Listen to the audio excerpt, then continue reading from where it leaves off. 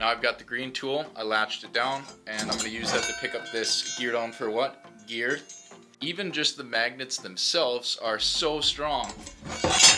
Well, I guess I lied. I've started work on a new robotics project, and one of the criteria that I have is I want the robot to be able to change tools. And what I mean by that is if you have a gripper that works really well for one thing, like for example this gripper works really well for picking up a sheet of paper, but that isn't very useful. But maybe, let's say for example that it is. And then you want to have another gripper that's really effective at picking up, let's say, a power tool. Well, it's not usually the case in robotics that that robot is going to be able to change the tool head. I mean, some robots maybe can do it, but for 3D printable robots, I don't think I've seen any. But this is one of my design criteria that I've decided that I want it to be able to do. So I started looking into ways that I could do this. And the first way was this.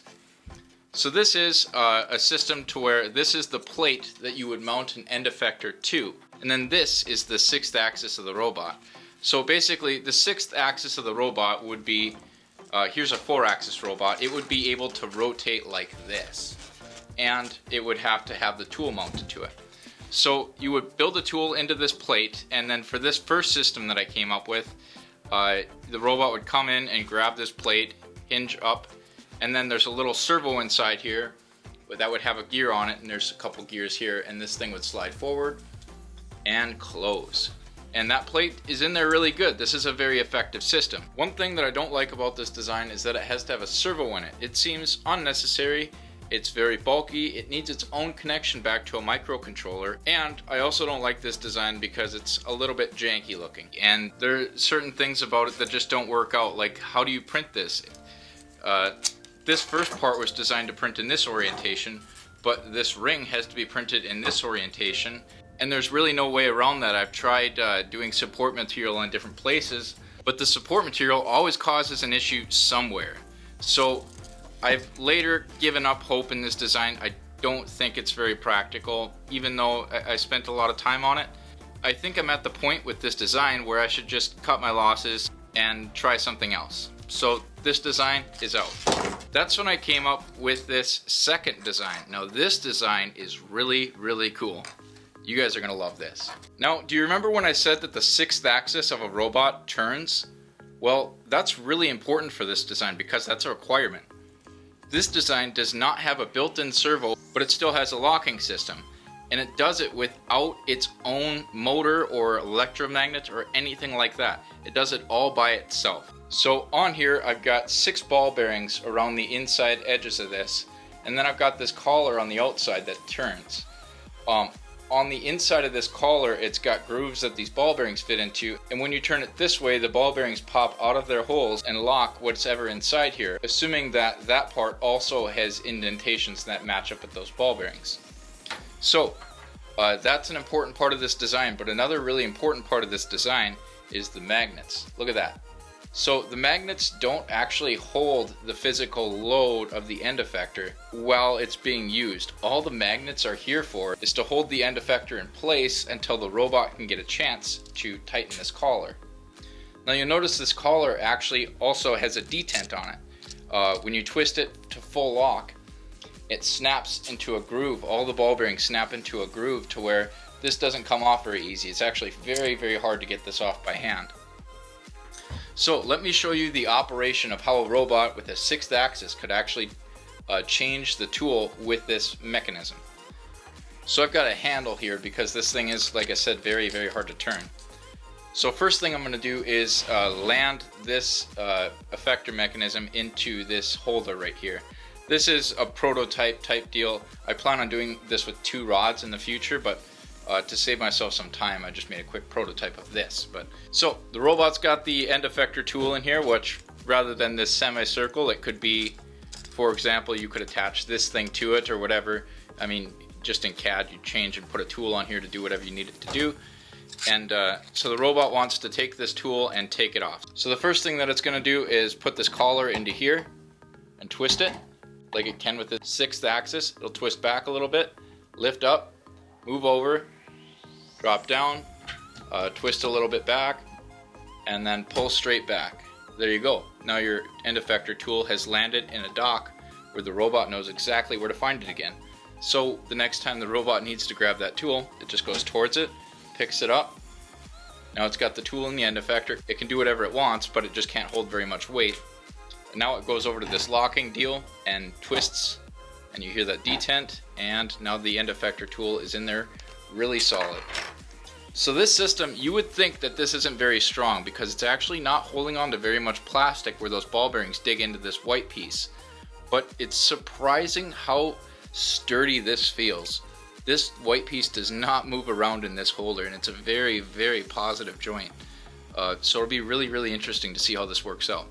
The other really cool part about this design is that if you look at it, the working part of it, or the part of it that actually does something, is only 15 millimeters wide. The rest of this design is just so I can hang on to it. And of course there's two little notches here that are for the dock, but those could be replaced with whatever you want. All you need to have is a docking mechanism where it'll stay there. So yeah, the whole working part of this is only 15 millimeters wide. And that's almost the coolest part of this design if you don't count the fact that you don't need a servo or an electromagnet or anything to run this. All you need is these magnets on the outside, which holds the ball bearings from falling in when the tool isn't installed, and the magnets that hold the tool in place until it's latched. And that's it. And I was probably even a little bit excessive with the magnetic holding force for unlatched. So a few of those could be removed. And the detent is adjustable. I mean, there's so many advantages to this setup. I really, really love it. So now the robot's done with this tool, I've decided. So it's going to unlatch it, and it's going to put it back in the dock. Boom! Transport to the future. After watching my own video, I decided that this huge tool for tightening and loosening this nut is kind of unnecessary. All I really need is this little dock. Now, this part actually needs a little tweaking, but it does work. You just have to push down really hard. So I have to fix that up some more, but I'll show you this little tiny dock in comparison to the older design. So now I can dock the tool, and now I've got two tools too. So let's say you only like using the white tool for picking up this thing and only like using the green one for 3D printing or whatever it is. If you got maybe a pen mounted to this one or a 3D printing hot end mounted to this one, that kind of thing. So now I've got the green tool, I latched it down, and I'm going to use that to pick up this gear down for what? Gear. And there's no way this is going to pop out of there, and I'll show you why. Because if I were to unlatch this, even just the magnets themselves are so strong. Well, I guess I lied. Anyways, it's pretty close to where the magnets themselves are there you go, are strong enough to lift stuff up, but not quite. So that's the reasoning for the latching mechanism. So I got green tool, latch green tool, unlatch green tool, set green tool down, pick up white tool, latch white tool, unlatch white tool, set white tool down. Pretty cool, huh? I think this system is much, much better than integrating a servo into something and screwing around with you know, ugly parts like this. Like the original idea behind this was so that I could use my camera mount as the modular attachment method, but this just isn't practical. I mean, this circular mount is so much more practical, and it even looks better. So I like how this worked out. Anyways, let me take this thing apart and show you guys how it works.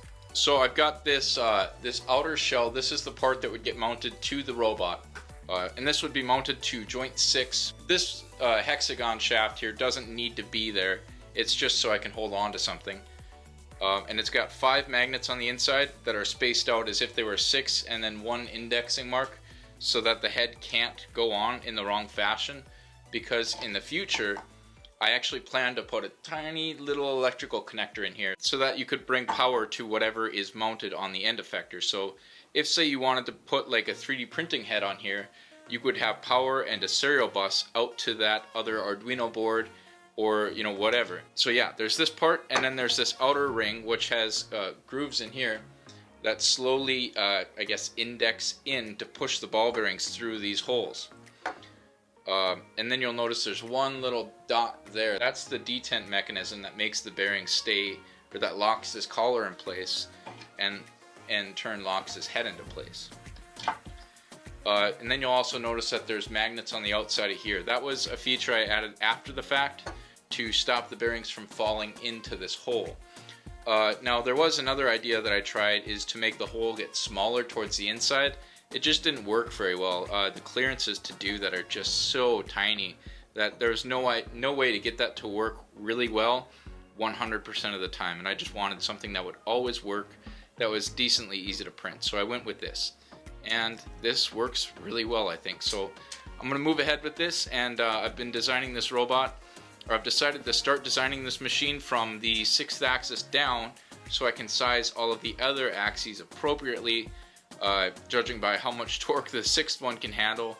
Then I will base the 5th axis on being able to handle what the 6th axis can, plus the distance away and all that magical stuff.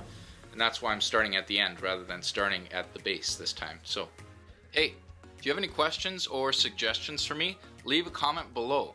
And if you'd like to help my modular robotic tool changing gripper thing reach a broader audience, then hit that like button and share this video with your friends. Also, don't forget to subscribe and hit that notification bell. Hey, thanks for watching.